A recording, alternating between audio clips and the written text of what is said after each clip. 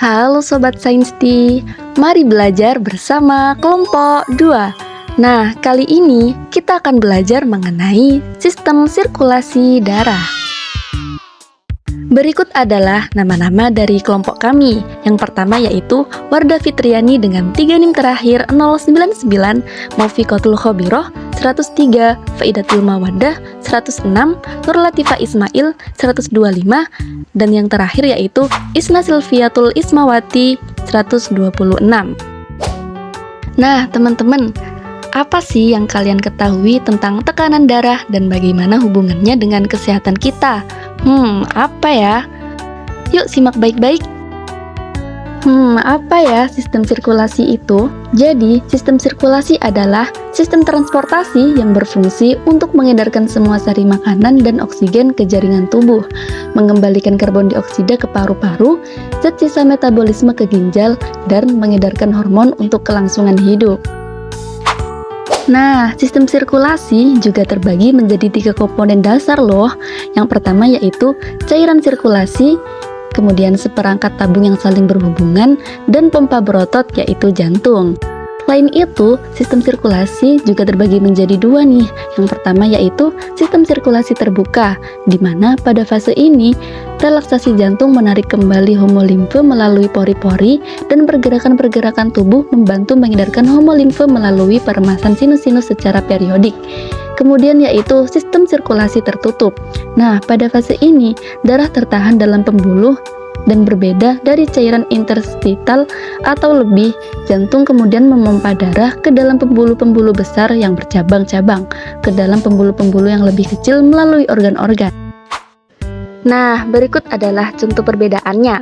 Belalang termasuk contoh dari sirkulasi terbuka, dan cacing adalah contoh dari sirkulasi tertutup. Nah, keunggulan dari sirkulasi terbuka yaitu memiliki tekanan hidrostatik lebih rendah yang membuat sistem tersebut membutuhkan pengeluaran energi yang lebih rendah dari sistem sirkulasi tertutup.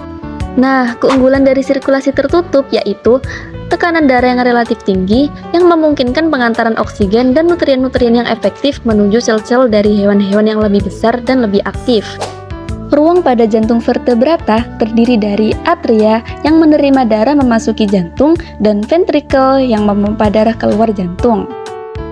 Pembuluh darah memiliki 3 tipe utama loh. Yang pertama yaitu arteri yang membawa darah menjauhi jantung ke organ-organ di seluruh tubuh. Yang kedua yaitu vena. Pada ruang ini, ujung hilir kapiler akan bergabung menjadi venula, kemudian bergabung menjadi vena, dan pembuluh-pembuluh tersebut membawa darah kembali ke jantung. Yang ketiga yaitu kapiler. Kapiler adalah pembuluh-pembuluh mikroskopik dengan dinding-dinding yang sangat tipis dan berpori-pori. Selanjutnya A. Sistem sirkulasi tunggal. Darah melewati jantung sekali dalam setiap sirkuit lengkap suatu susunan. Contohnya yaitu terdapat pada ikan bertulang keras, pari, dan juga hiu. B. Sistem sirkulasi ganda. Sirkulasi ganda menyediakan aliran darah yang deras ke otak, otot, dan organ-organ yang lain. Contohnya yaitu pada amfibi, reptil, dan juga mamalia. Selanjutnya, sirkulasi dan jantung mamalia. Pada sirkulasi mamalia, katup-katup jantung mengarahkan aliran darah ke satu arah melalui jantung. Sedangkan pada jantung mamalia, keluaran jantung adalah volume darah yang dipompakan oleh setiap vertikel per menit. Nah, adapun juga nih fungsi kapiler yang pertama yaitu sfinkter berelaksasi.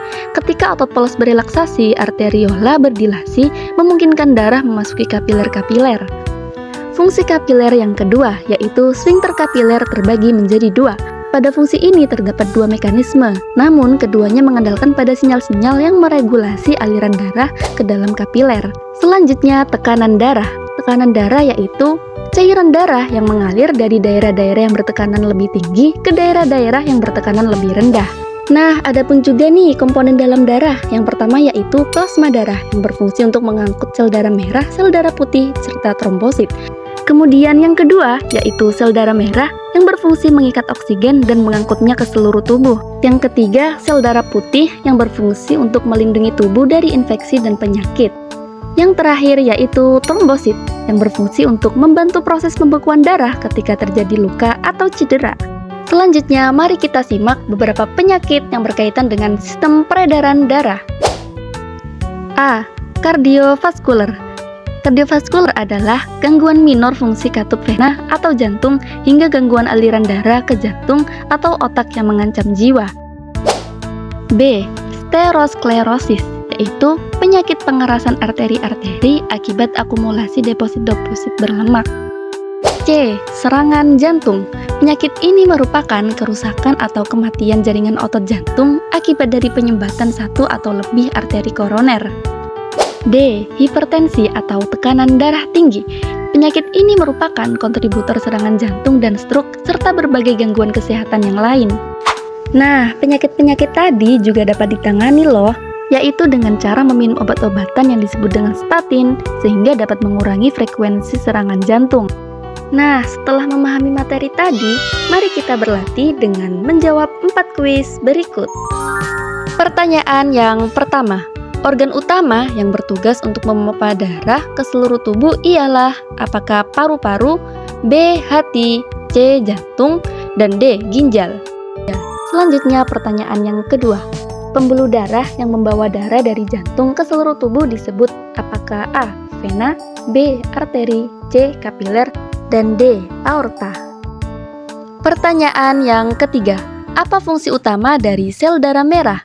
Apakah A. mengangkut oksigen, B. menghentikan perdarahan, C. melawan infeksi, dan D. membawa nutrisi? Pertanyaan yang keempat, hipertensi adalah istilah untuk apakah A. tekanan darah rendah, B. tekanan darah tinggi, C. penyempitan pembuluh darah, dan D. gangguan jantung. Terima kasih dari kelompok kami, semoga bermanfaat dan tetap semangat untuk menjalani hari ini dan hari berikutnya. Semangat!